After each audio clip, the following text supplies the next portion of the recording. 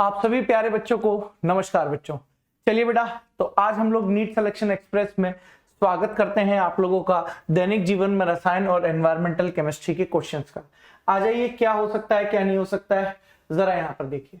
Basically आप लोगों को मेडिसिन और मेडिसिन का काम यहाँ पर ध्यान में रखना है और कुछ भी चीज यहाँ पर आप लोगों को याद करने की कोई आवश्यकता नहीं है बेटा। जैसे देखिए यहां ये क्वेश्चन है आप लोगों के पास, निम्न में से किसका प्रशांतक के रूप में यूज किया जाता है। प्रशांतक का मतलब आप लोगों के पास ऐसी मेडिसिन होती हैं जिसका उपयोग आप ब्रेन को शांत करने के लिए कर सकते हो कुछ समय के लिए। जो आप लोगों के पास जैसा समय चल रहा है आप लोगों का डीमोटिवेशन यहाँ पर आएगा आप लोगों के पास, ठीक है, थोड़ा सा यहाँ पर डिप्रेशन भी आएगा, सभी तरीके का यहाँ पर आप लोगों के पास टाइम पीरियड देखा जाएगा। तो प्रशांतक के रूप में यहाँ पर जो आप लोग यूज करते हो वो होता है बेटा इक्वेनिल। खाली मेडिसिन का नाम याद रखना है, टेट्रासाइक्लिन एंटीबायोटिक है, क्लोरेम्फेनिकोन, नेफ्रोक्सिन, ये सब यहाँ पर एंटीबायोटिक्स की फॉर्म में होंगे। निम्नलिखित में से कौन सा एक ट्रैंक्विलाइजर्स के औषधि के रूप में काम करता है। तो ट्रैंक्विलाइजर्स के रूप में यहाँ पर वैलियम, बार्बिट्यूरेट्स होते हैं बेटा। मैंने यहाँ पर आप लोगों को जब उम्मीद में पढ़ाया है तो इसको याद करने की ट्रिक भी बताइए बेटा आप लोगों के पास। अगला क्वेश्चन यहाँ पर आप लोगों के पास क्या है, निम्न में से कौन एक एंटीहिस्टामिन के रूप में आप लोगों के पास इस्तेमाल होता है। तो बेटा एंटीहिस्टामिन नॉरएथिंड्रोन आप लोगों के पास एड्रेनालिन बेस्ड है, क्लोरेम्फेनिकोल यहाँ पर आप लोगों के पास एंटीबायोटिक होता है, ओम्प्रीपेजोल यहाँ गैस वैस के लिए दिया जाता है। डाइफिनाइल हाइड्रेमिन, बेसिकली मेडिसिन के नाम याद रखने हैं। डाइफिनाइल हाइड्रेमिन यहाँ पर प्रतिहिस्टामिन के रूप में आप लोगों के पास काम करता है।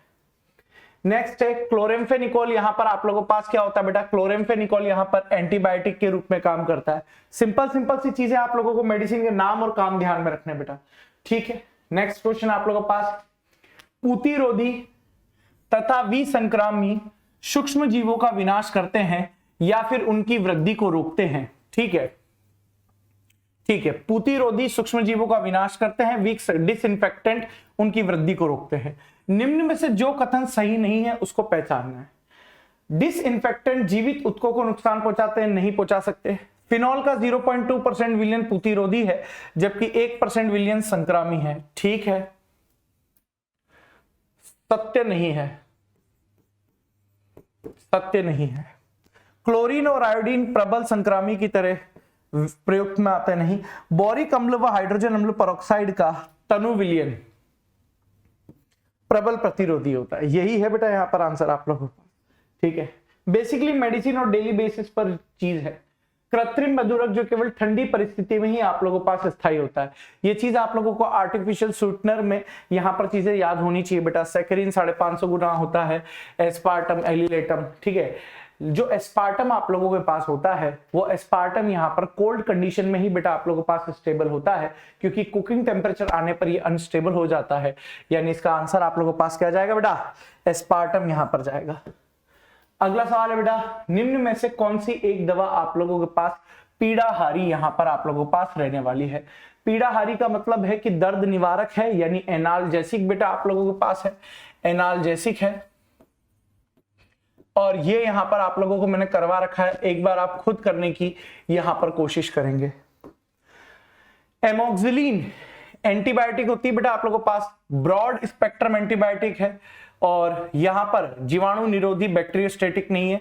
पेनिसिलिन का संश्लेषित रूपांतर है, ये भी एकदम ठीक है, ये भी ठीक है, ये भी ठीक है। तो ऑप्शन यहां पर आप लोगों के पास क्या बन जाएगा, फोर्थ ऑप्शन यहां पर बन जाएगा। अगला, क्लोरोजाइलिनॉल और टर्पेनियोल का मिश्रण किसके रूप में काम करता है बेटा, पूतिरोधी के रूप में यहां पर काम करता है, जैसे डिटॉल वगैरह में, है ना। तो यहां पर आप लोगों के पास कौन सा आ जाएगा बेटा, ऑप्शन फर्स्ट आ जाएगा। अगला क्वेश्चन है बेटा, असत्य कथन यहां पर आप लोगों को बताना है ना, असत्य कथन यहां पर आप लोगों को बताना है, ठीक है। ये आप लोगों को मैं होमवर्क में दे रहा हूं, ठीक है। इसके बाद एस्प्रिन, यहां पर एस्प्रिन कैसे बनता है बेटा आप लोगों के पास देखिए, ये यहां पर आप लोगों के पास सैलिसिलिक एसिड है, ये OH है, यहां पर आप लोगों के पास C double bond O OH है। और जैसे ही इस सैलिसिलिक एसिड की रिएक्शन यहां पर Cl C double bond O यहां पर CH3 के साथ रिएक्शन होती है, तो यहां पर आप लोगों के पास क्या निकल जाता है बेटा, यहां से आप लोगों के पास HCl निकल जाता है। और जैसे ही यहां पर आप लोगों के पास HCl निकल जाता है तो यहां पर आप लोगों के पास क्या बनता है, देखो इधर यहाँ O, यहाँ C डबल बॉन्ड O, यहाँ पर आप लोगों के पास CH3 है और यहाँ पर आप लोगों के पास COOH है। ये यहाँ पर आप लोगों के पास क्या कहलाता है बेटा, एस्प्रिन यहाँ पर कहलाता है। ठीक है, तो एसिटिल सैलिसिलिक एसिड यहाँ पर आप लोगों के पास कहलाएगा। तो यहाँ पर आंसर आप लोगों के पास क्या होगा, एसिटिल सैलिसिलिक एसिड, यानी ये यहाँ पर आप लोगों के पास हो जाएगा। नेक्स्ट क्वेश्चन है बेटा, पैरासीटामोल आप लोगों के पास ज्वरनाशी भी होता है, दर्द निवारक दोनों होते हैं। दर्द निवारक भी होता है यानी एनाल्जेसिक भी आप लोगों के पास होता है बेटा, और एंटीपायरेटिक भी यहां पर होता है। तो दोनों यहां पर आप लोगों के पास आएगा। तो यहां पर राइट ऑप्शन आप लोगों के पास क्या आ जाएगा बेटा, ऑप्शन थर्ड आ जाएगा। अगला क्वेश्चन है बेटा, ये यहां पर आप लोगों के पास दिया हुआ है, इसका यूज आप कहां पर कर सकते हो, ये यहां पर आप लोगों को बताना है। ये वही है, एसिटिल वो एस्प्रिन है, प्रतिजैविक यानी एंटीबायोटिक है, एस्प्रिन है। एस्प्रिन आप लोगों के पास क्या होता है बेटा, प्रतितापक, एंटीपायरेटिक यहां पर आप लोगों के पास होता है। एंटीपायरेटिक यहां पर आप लोगों के पास होता है। तो आंसर यहां पर आप लोगों के पास सेकंड हो जाएगा। कौन सा एक मंद प्रशांतक आप लोगों के पास है, ट्रैंक्युलाइजर्स है, प्रोमाथाजीन, सिमेटिडीन, ओमाप्रेजोल यानी इक्वेनिल यहां पर आप लोगों के पास प्रशांतक। बेसिकली दवाइयों के नाम याद करने बेटा आप लोगों के पास। ठीक है, एस्प्रिन यहां पर दर्द निवारक आप लोगों के पास है बेटा, दर्द निवारक है, आंसर बी आ जाएगा बेटा यहां पर। अगला क्वेश्चन है बेटा, निम्न में से कौन सा रॉकेटों के लिए नोदक यानी प्रोपेलेंट का कार्य करता है। तो लिक्विड हाइड्रोजन और लिक्विड ऑक्सीजन यहां पर आप लोगों के पास रॉकेट के लिए ईंधन का काम करता है। यह क्वेश्चन बेटा आप लोगों के पास, निम्नलिखित प्रकार की औषधियों में से कौन सा बुखार को कम करती है, एंटीपायरेटिक यानी ऑप्शन ए यहां पर आप लोगों के पास आ जाएगा। क्वेश्चन डिस्कस करने वाले हैं, कुछ खास चीज नहीं है बेटा, बिना टाइम बर्बाद किए हुए यहां पर फटाफट से देख लेंगे बेटा। वायु प्रदूषक जो कि प्रकाश रासायनिक स्मॉग यानी फोटोकेमिकल स्मॉग का यहां पर फॉर्मेशन आप लोगों के पास करते हैं। फोटोकेमिकल स्मोक का यहां पर आप लोगों के पास फॉर्मेशन करते हैं, ये यहां पर आप लोगों के पास है। देखो स्मॉग आप लोगों के पास दो तरीके के रहेंगे बेटा, स्मॉग यहां पर आप लोगों के पास दो तरीके के रहेंगे। एक होगा बेटा आप लोगों के पास फोटोकेमिकल स्मॉग,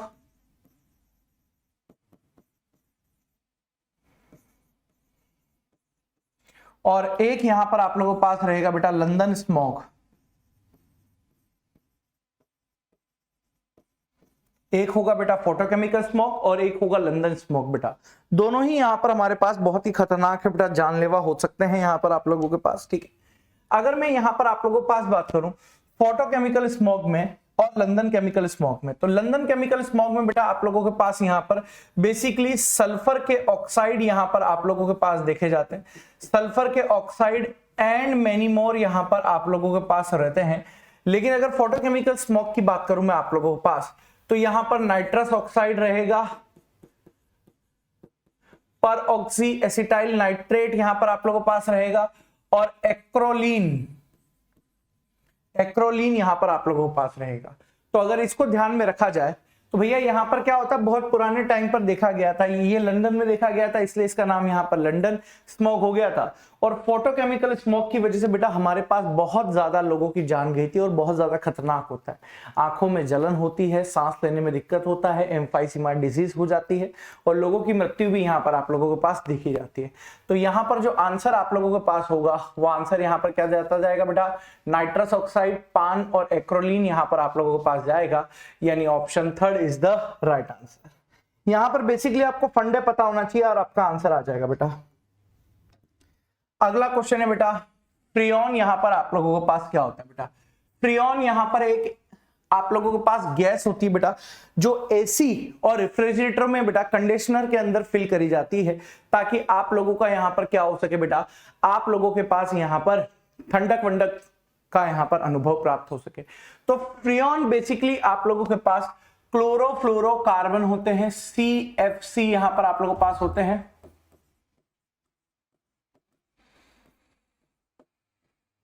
क्लोरोफ्लोरोकार्बन यहां पर आप लोगों के पास होते हैं, CFC होते हैं यहां पर। क्लोरोफ्लोरोकार्बन यानी CFC आप लोगों के पास होते हैं, जो यहां पर बेसिकली क्या काम करना चाहता है बेटा, जो यहां पर बेसिकली आप लोगों के पास चीजों को ठंडा करने के काम में आता था। और ये ओजोन परत में जाकर क्या करता है बेटा,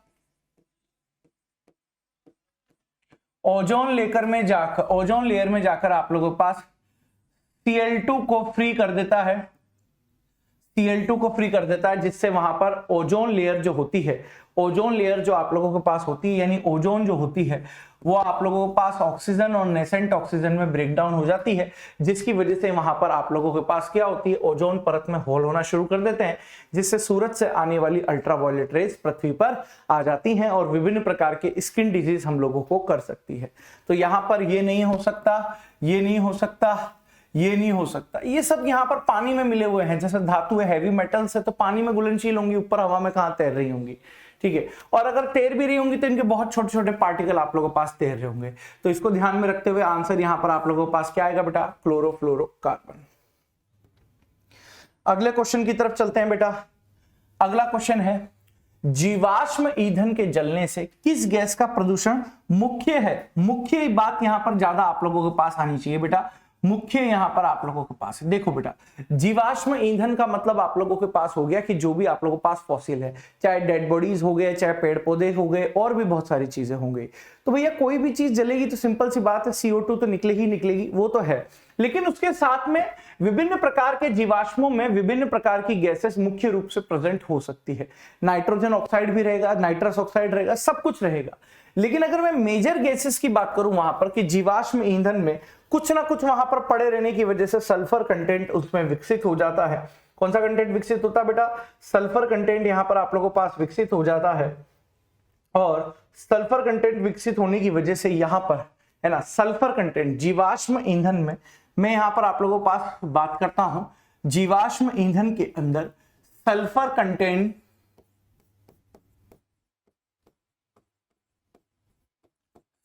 कंटेंट विकसित हो जाता है,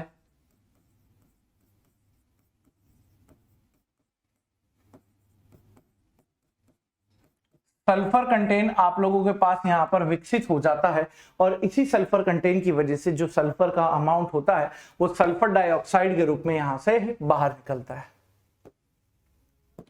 अगला क्वेश्चन है बेटा, घरेलू अवक्षेप में आप लोगों के पास होता है। भाई घरेलू अवक्षेप में आप लोगों के पास क्या होता है? चाउमीन, बर्गर, पिज्जा, ये सब खाते हो आप लोग? बिल्कुल खाते हो। और जब चाउमीन, बर्गर, पिज्जा सब खा लेते हो तो सुबह सुबह फ्रेश भी होने जाते हो? बिल्कुल होने जाते हैं। तो फ्रेश जो आप लोगों के पास जो भी निकल रहा है वहां पर नाइट्रोजनी वेस्ट, तो वहां पर आप लोगों के पास क्या होता है? छोटे छोटे बैक्टीरिया, छोटे छोटे माइक्रो ऑर्गेनिज्म, ये सब नदी नालों में आप लोगों के पास रहते हैं। तो वो उस जो वहां पर आप लोगों के पास नाइट्रोजनी वेस्ट निकला हुआ है, उस नाइट्रोजनी वेस्ट को वहां पर क्या करते हैं बेटा? डिकम्पोज करते हैं, है ना, डिकम्पोज करते हैं। और उस डिकम्पोज को करने के लिए उन बैक्टीरिया को ऑक्सीजन की रहती है रिक्वायरमेंट, जिसकी वजह से जल का ऑक्सीजन लेवल वहां पर धीरे धीरे क्या होता है बेटा? कम होता है। लेकिन वो डिग्रेडेबल तो है, मतलब क्षय तो हो जाते हैं, है ना, ऐसे थोड़ी ना कि जिनको क्षय ही नहीं किया जा सकता। तो हाइड्रोकार्बन नहीं होते हैं, अक्षयकारी प्रदूषक भी नहीं होते हैं, क्षयकारी प्रदूषक यहां पर आप लोगों के पास देखने को मिलते हैं। यानी आंसर आप लोगों के पास यहां पर क्या होगा बेटा? आंसर यहां पर 3 होगा। अगला क्वेश्चन यहां पर आप लोगों के पास है बेटा, डीडीटी का यहां पर आप लोगों के पास कीटनाशक के रूप में प्रयोग करने से यहां पर क्या रहेगा, क्या नहीं रहेगा? ध्यान से देखने की कोशिश करो। यह दूसरों से कम प्रभावी यहां पर आप लोगों के पास होता है।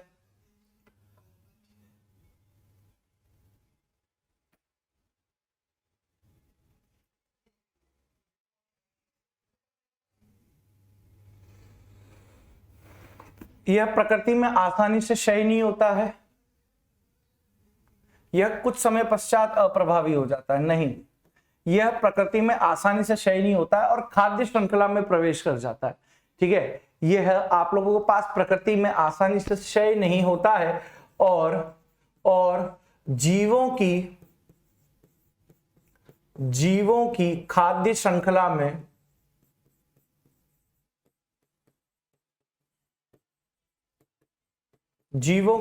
श्रृंखला में प्रवेश कर जाता है,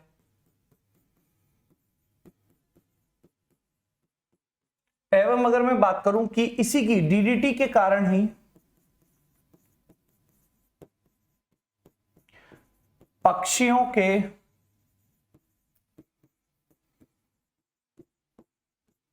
अंडों के आवरण पतले हो जाते हैं।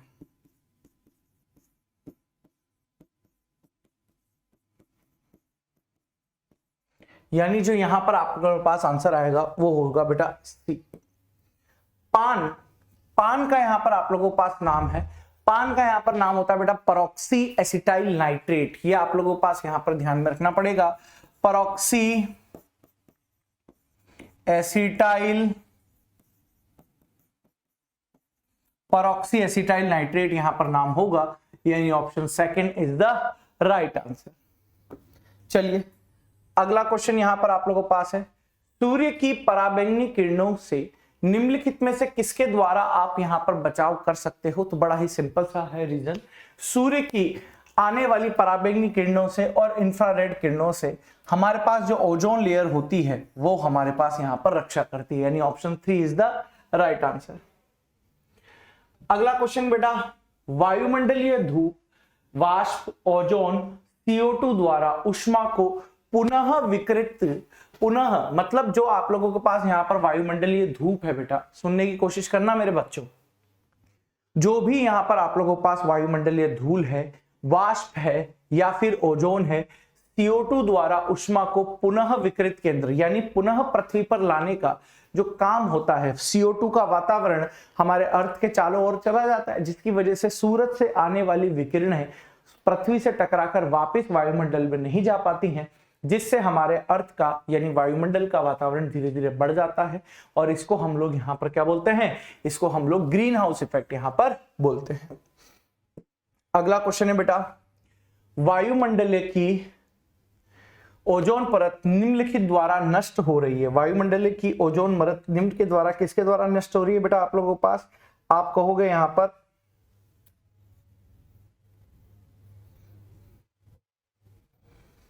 क्लोरोफ्लोरोकार्बन यानी CFC के द्वारा। अगला क्वेश्चन है बेटा, निम्नलिखित में से कौन सा वायु प्रदूषण नहीं करता है ना? वायु प्रदूषण का निम्न में से कौन सा कारण आप लोगों के पास नहीं है, ये चीजें यहां पर देख लेते हैं।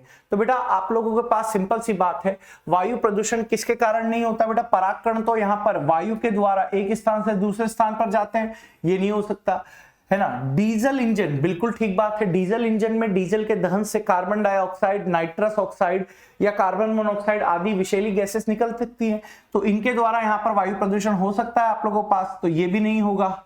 ठीक है, तापीय विद्युत शक्ति यानी आप लोगों के पास क्या होगा? कोयला बर्न हो रहा है, थर्मल पावर स्टेशन है, कोयला बर्न हो रहा है, तो कोयले से सल्फर डाइऑक्साइड, CO2, CO आदि निकल रही है, तो इनके द्वारा तो वायु प्रदूषण होता है। जल विद्युत शक्ति में कुछ भी नहीं होता है, जल को बड़े बड़े टरबाइन में बहुत तेजी से यहां पर डाला जाता है, जिससे टरबाइन बहुत फास्ट गति से यहां पर मूव करता है, और जब फास्ट गति से मूव करता है तो वहां पर इलेक्ट्रिसिटी पैदा होती है। इसका वायु प्रदूषण से कोई लेना देना नहीं है, तो यहां पर जो आंसर आएगा वो आप लोगों के पास ऑप्शन सेकंड हो जाएगा। अगला सवाल है बेटा, CO मनुष्य के लिए हानिकारक होती है। CO मनुष्य के लिए हानिकारक होती है, क्यों?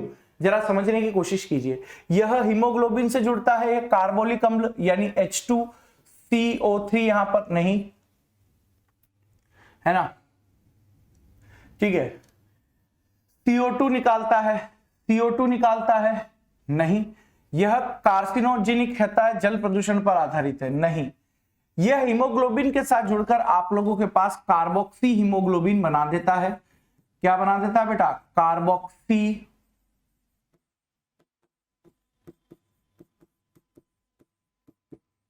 कार्बोक्सी हीमोग्लोबिन,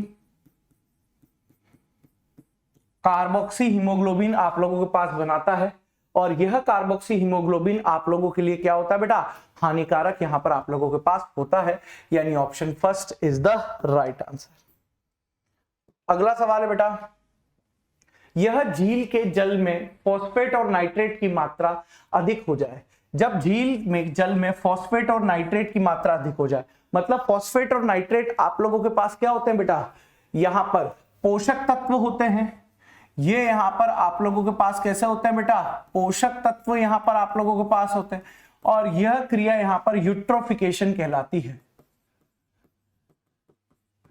यह क्रिया यहाँ पर आप लोगों के पास क्या कहलाती है बेटा, यूट्रोफिकेशन यहाँ पर कहलाती है। यानी झील के अंदर पोषण तत्वों का यहाँ पर आप लोगों के पास क्या हो रहा है बेटा, बहुत ज्यादा अमाउंट आ रहा है। झील के अंदर पोषक तत्वों का बहुत ज्यादा अमाउंट यहाँ पर आप लोगों के पास आ रहा है। और जब झील के अंदर पोषक तत्वों का अमाउंट बहुत ज्यादा आता है तो यहाँ पर आप लोगों के पास क्या होता है बेटा, झील के अंदर जो सूक्ष्म पादप होते हैं या जो एल्गी होते हैं उनका यहाँ पर आप लोगों के पास क्या होता है बेटा, विकास यहाँ पर हो जाता है। और उन एल्गी के विकास से यहाँ पर आप लोगों के पास क्या हो जाती है, जल का पानी पीने लायक नहीं रहता है। तो यहाँ पर जो आप लोगों के पास आंसर होगा वो होगा शैवाल प्रस्फुटन यानी एल्गल ब्लूम। अगला सवाल है बेटा, ये यहाँ पर आप लोगों के पास ध्यान में रखना पड़ेगा, है ना, ये यहाँ पर आप लोगों के पास चीजों को ध्यान में रखना पड़ेगा बेटा। ब्लू बेबी सिंड्रोम, है ना, ब्लू बेबी, ये आप लोगों के पास ब्लू बेबी सिंड्रोम है। ब्लू बेबी सिंड्रोम किसके प्रदूषण के कारण होता है? तो सिंपल सी बात है बेटा, ब्लू बेबी सिंड्रोम यहां पर आप लोगों के पास नाइट्रेट की वजह से होता है। किसकी वजह से? नाइट्रेट, मरकरी नाइट्रेट यहां पर आप लोगों के पास आ जाता है। बीओडी, सिंपल सी बात है बेटा, बीओडी का मतलब बायोकेमिकल ऑक्सीजन डिमांड यहां पर आप लोगों के पास है। अगला क्वेश्चन बेटा, अगला क्वेश्चन यहां पर आप लोगों के पास, डीडीटी का अत्यधिक प्रयोग अवांछित है, क्यों? क्योंकि यह अहानिकारक आप लोगों के पास होता है, ठीक है। इसके अलावा क्षयकारी है, नहीं क्षयकारी नहीं है, अक्षयकारी है। उत्परिवर्तन उत्पन्न करता है, नहीं। खाद्य श्रृंखला में जीवों के एकत्रित हो जाता है और जैसे जैसे खाद्य श्रृंखला में जाता है, हाँ वो बात अलग है कि इसकी कंसंट्रेशन कम होती जाती है, बट जाता तो है यहाँ पर। जैसे जैसे खाद्य श्रृंखला में प्रयोग करता जाता है, शरीर के अंदर हानिकारक प्रभाव आप लोगों के पास उत्पन्न करता है। अगला सवाल है बेटा, ध्वनि प्रदूषण को नापा जाता है बेटा, सिंपल सी बात है, डेसिबल के अंदर नापा जाता है बेटा आप लोगों के पास, ठीक। नेक्स्ट पॉइंट है, दांतों की मोल्टिंग यानी दांतों की खराबी आप लोगों के पास किसके लिए होती है? पीने के जल में किस रासायनिक तत्व की उपस्थिति के कारण होता है? तो आप कहोगे फ्लोरीन की उपस्थिति के कारण यहां पर देखा जाता है। नेक्स्ट पॉइंट, यहां पर जल को क्लोरीन से उपचारित करने पर क्या हो जाता है बेटा? रोगाणुओं को दूर कर देता है, नहीं। जल की कठोरता को दूर कर देता है, नहीं। सारे वायु प्रदूषकों को दूर कर देता है, नहीं। रोगाणुओं को ही कर सकता है लिमिट मात्रा में, पूरा तो नहीं करेगा, लिमिट मात्रा में करेगा। लिमिट में कुछ स्पेसिफिक रोगाणुओं, कुछ विशिष्ट रोगाणुओं को पृथक कर देता है।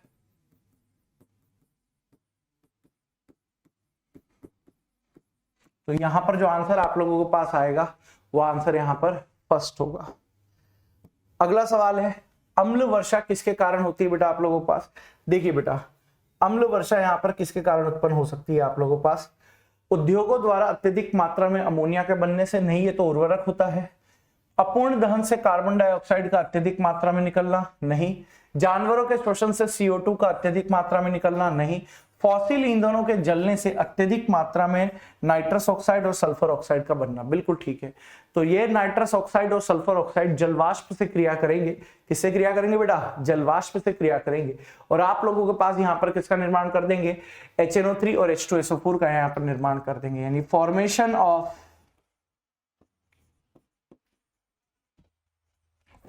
Of H2SO4 and HNO3।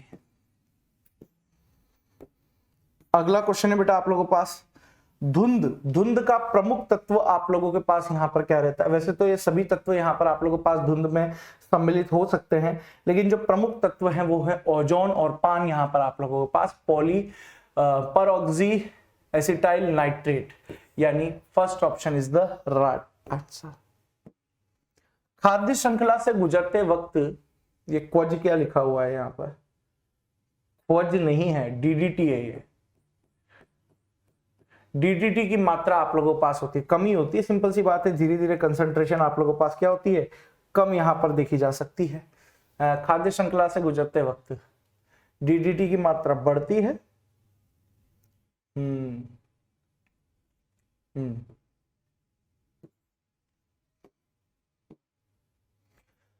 वाहनों से निकला प्रदूषक हीमोग्लोबिन के बनने से रोकता है, मानसिक रोग उत्पन्न करता है वह पदार्थ जिससे पेट्रोल में से निकालकर अलग करने की आवश्यकता होती है। तो यहां पर जो आंसर आप लोगों के पास होगा लेड, है ना। लेड के अमाउंट को कम करने की आवश्यकता होती है ना, क्योंकि ये फिर हमारे पास अंदर जाकर, बॉडी के अंदर जाकर हमारी हीमोग्लोबिन से जुड़कर बहुत विपरीत प्रभाव यहाँ पर डाल सकता है। वैसे तो सभी हानिकारक है, लेकिन लेड यहाँ पर प्रमुख है। लेड रहित, सीसा रहित पेट्रोल। अगला क्वेश्चन है बेटा, यदि धरती के वायुमंडल में CO2 नहीं होती तो यहां पर आप लोगों के पास क्या होता बेटा, CO2 नहीं होती तो तापमान क्या हो जाता बेटा, CO2 नहीं होती तो जो सूरज से आने वाली विकिरणें थी वो पृथ्वी से टकराकर वापस ऊपर की तरफ चली जाती, ठीक है ना, सूरज से टकराकर वापस ऊपर की तरफ चली जाती, जिससे क्या होता बेटा, पृथ्वी का तापमान कम रहता। लेकिन CO2 है, और CO2 है तो जो सौर मंडल से आती है सूर्य किरणें वो पृथ्वी से टकराकर ऊपर नहीं जा पाती हैं, और जब पृथ्वी से टकराकर ऊपर नहीं जा पाती हैं तो आप लोगों के पास यहाँ पर क्या होता है कि पृथ्वी का तापमान बढ़ा हुआ रहता है, यानी ज्यादा रहता है। इसी को ही ग्रीन हाउस इफेक्ट कहते हैं।